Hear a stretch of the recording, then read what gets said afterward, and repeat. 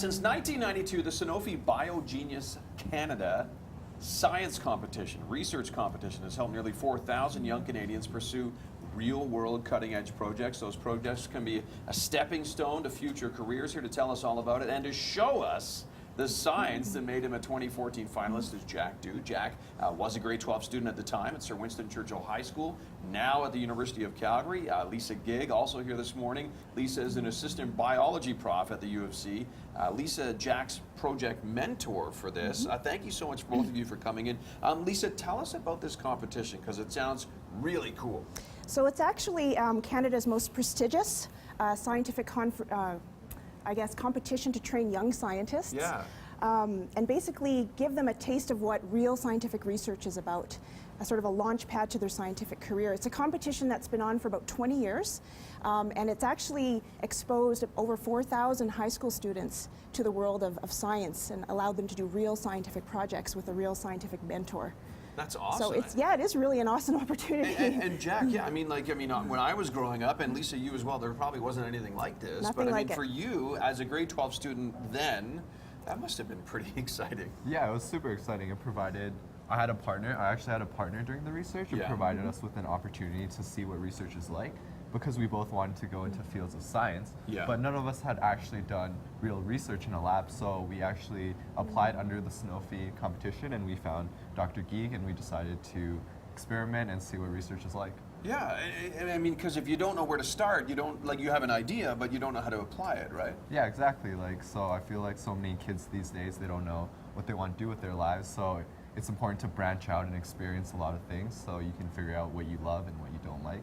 Okay, so we're talking about, explain really quickly, if you don't mind. I know we don't have much time, and I mean, there's a lot of science behind this, but what you came up with, Jack, and was working on, and I'm assuming you're still working on this, is something to do with the tailings ponds in the oil sands, right? Yeah, so my partner and I, we decided that instead of going through the typical biomedical perspective, so instead of researching, for example, a cure to a disease or something that could help cure a disease, we decided since we're in Alberta, we might as well look at the environmental issues with tailings, because the oil sands is such a vital component of our economy. So we decided to see how can we increase the rate at which we can help recover these tailings. Okay. And what we look to find is if we can use microorganisms as a method to clean these up, and if we can speed up the rate at which they're cleaned up. So the microorganisms kind of eating the bad stuff to kind of be really dumb it down to my level, right?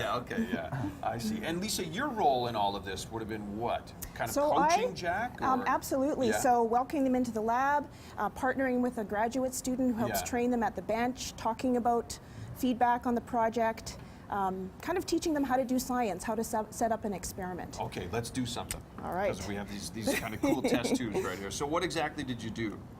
Okay.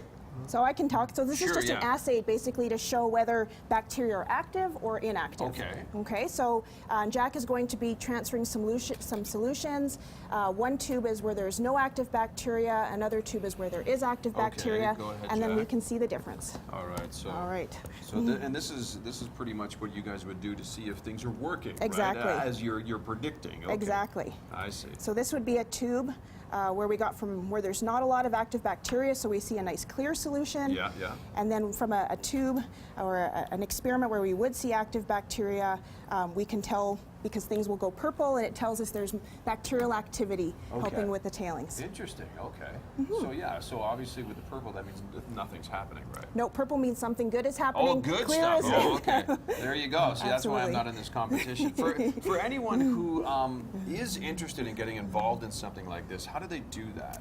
The best way to do this is actually to go to the website. It's biogenius.ca.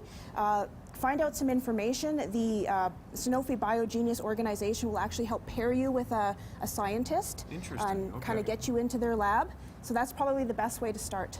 And for Alberta, the competition deadline is December 8th. So there's still some time, to kind of look into that. Absolutely. And we should mention that Jack's project, by the way, was voted most commercially viable. That's right. Especially in the province of Alberta, obviously, right?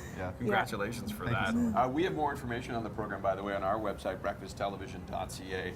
Very, very cool. Very cool indeed.